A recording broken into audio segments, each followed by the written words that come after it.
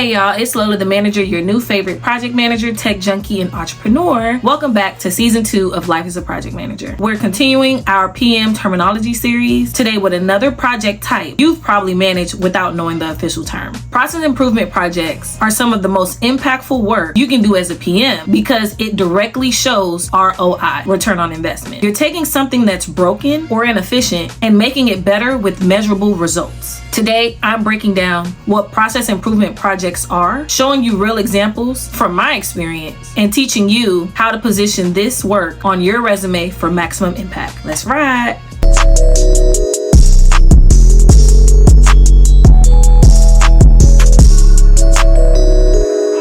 Let's start with the basics. What are process improvement projects? A process improvement project focuses on analyzing existing workflows, identifying efficiencies or problems, and implementing changes that make the process better, faster, cheaper, or more accurate. The key is you're improving something that already exists, not building something new.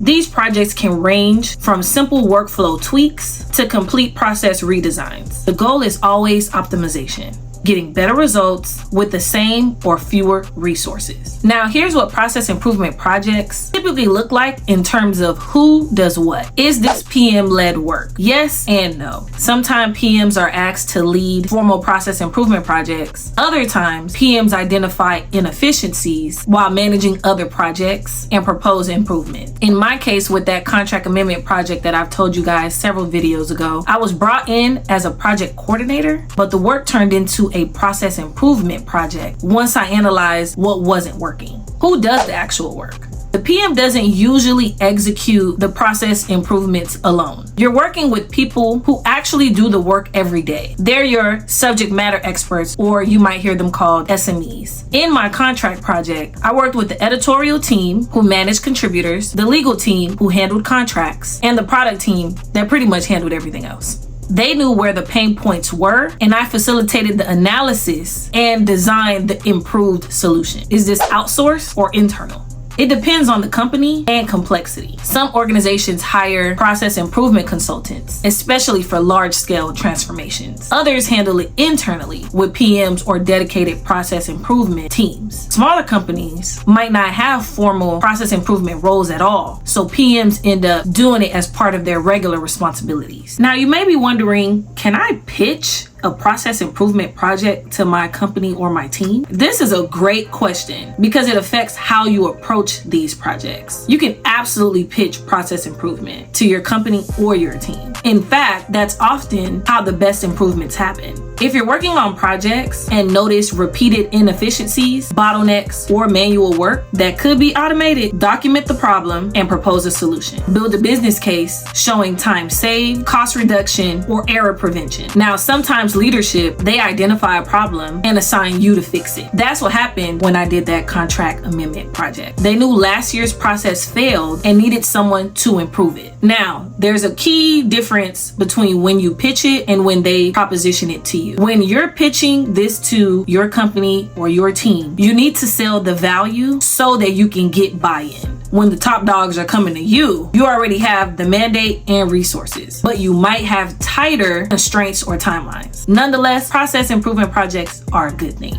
Now, you're probably wondering, okay, now what type of methodology is being used in these process improvement projects? Process improvement projects don't typically follow strict Scrum or Waterfall. They're more like a hybrid and flexible based on what you're improving. Here are 3 common approaches. First, you have that Waterfall style. This works when you have a clear beginning and end. Analyze current process, design new process, implement changes, measure results. This is linear and works well for one-time improvements. My contract amendment project, it followed this pattern. Next is the iterative Agile style. This approach works well when you're continuously improving a process over time. You might implement small changes, measure impact, adjust, and repeat. This is common in operational improvements where you're testing what works. And last, you have Lean Six Sigma methodologies. These are specifically designed for process improvement. These focus on eliminating waste, reducing variation, and optimizing efficiency. Some companies use these formal frameworks, others just borrow the concepts. The reality is, most PMs use a combination. You analyze the current state thoroughly, that's your waterfall thinking. Propose a solution, implement it in phases if possible, that's the agile thinking, and then measure results continuously. The methodology matters less than the systematic approach to improvement. Now, process improvement projects have distinct characteristics. First, they start with a baseline. You need to document how things currently work and measure current performance before you can improve it. This might be tracking how long something takes, how many errors occur, or how much it costs. Second, they require deep analysis. You're not just implementing a solution someone handed to you. You're investigating root causes, interviewing people who do the work, and identifying bottlenecks and pain points. Third, they focus on measurable outcomes. Process improvement is all about quantifiable results. Reduced time, lowered costs, fewer errors, higher satisfaction. You need metrics to prove the improvement worked. Fourth, they often involve change management. When you change how people work, you need to bring them along. Training, communication, and addressing resistance are critical.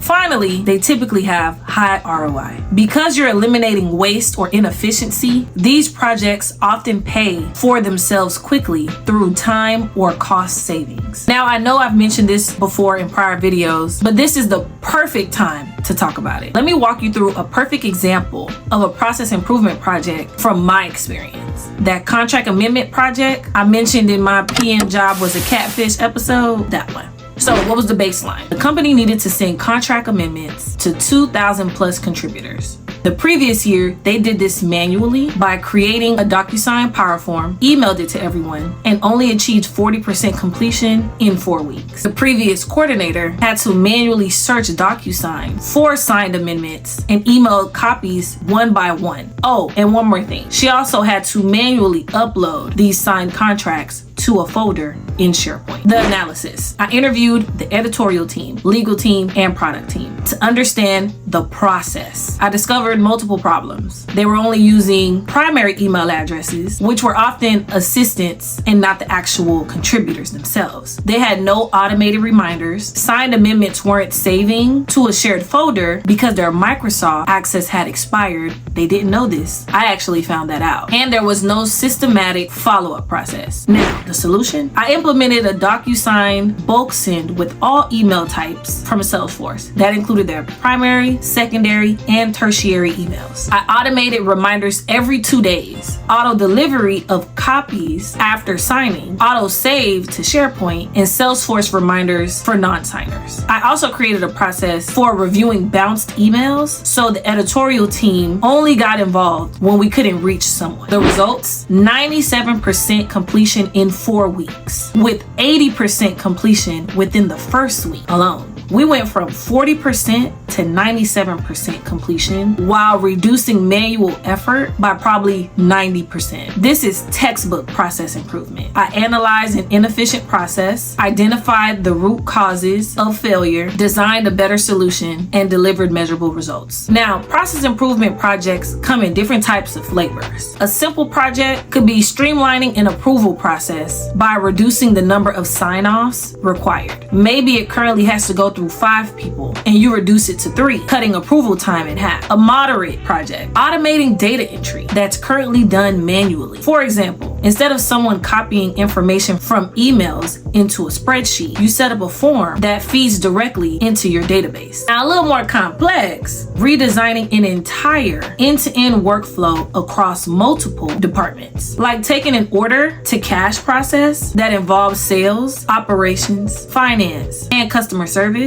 and redesigning how information flows between all of them. In each case, you're making an existing process better, not creating something from scratch. Wake up, we're almost to the finish line. Now, process improvement projects require specific PM skills. There's process mapping. You need to document the current state and future state workflows, often using flowcharts or swim lane diagrams. Root cause analysis, going beyond symptoms to identify why processes aren't working. using techniques like the 5 whys or fishbone diagrams. Data analysis, collecting and analyzing metrics to establish baselines and measure improvements. Stakeholder interviewing, the people doing the work know where the pain points are, so you need to be good at extracting that information. Change management, getting people to adopt new processes requires communication, training, and addressing concerns. Creative problem solving, finding elegant solutions that address root causes rather than just patching symptoms. Now, time for my favorite part. Process improvement projects are resume gold because they show business impact with numbers.